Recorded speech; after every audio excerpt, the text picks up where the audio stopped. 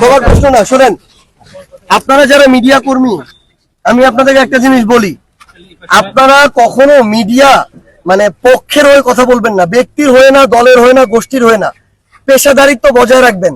বাংলাদেশে মানে আপনি যদি ফেরেস্তাও হন, তারপরেও কিছু লোক আছে যারা আপনাকে শয়তানের তকমা দিবে, কারণ এখানে তার ব্যক্তি স্বার্থ আছে, ব্যক্তি উদ্দেশ্য আছে। আলাপটা হইতেছে এটা আজকে থেকে 1 বছর আগের আলাপ, 10 মাস আগের আলাপ। আমরা টিএসসি তে আমাদের ব্যক্তিগত উদ্যোগে যত টাকা প্রাণের উঠানো হয়েছিল, তার মধ্যে আমরা এটা একদম অডিট করে, ইন্টারন্যাশনাল একটা ফার্মের মাধ্যমে অডিট করে এটা রিপোর্ট জমা দেওয়া হয়েছে। যে কয়েকটা ছিল পাই টু পাই টাকা ত্রাণ মন্ত্রণালয়ের যে ফান্ড, সেখানে আমরা জমা দিছি ঠিক এই কারণেই, কারণ আমার এই লজিস্টিক্স নাই, আমার এই ম্যান পাওয়ার নাই। আমি আজকে থেকে 1 বছর আগের কথা বলতেছি, অগাস্ট সেপ্টেম্বরের কথা। লজিস্টিক্স নাই, ম্যান পাওয়ার নাই, আমি যে এখানে কাজ করব, আমার একটা জেলায় স্ট্রাকচার নাই, আমার এর আগে এই কাজ করার অভিজ্ঞতা নাই, তাহলে আমি যদি এই টাকাগুলা, আমার তো অ্যাবিউজ হয়ে যাইতে পারে। তো আমি কি করব, যেন প্রপার ইউজ হয়। এই প্রপার ইউজটা হওয়ার জন্য আমরা ওইখানে দিচ্ছি, কারণ তাদের জনবল আছে, সরকারের ওই জায়গায় দিচ্ছি।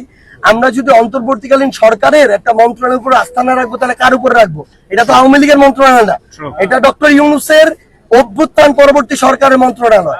আমরা সেখানে দিছি যেন এটার প্রপার ইউজ হয়। তার জনবল আছে, তার অফিস আছে, তার ইনফ্রাস্ট্রাকচার আছে, তার চেইন অফ কমান্ড আছে।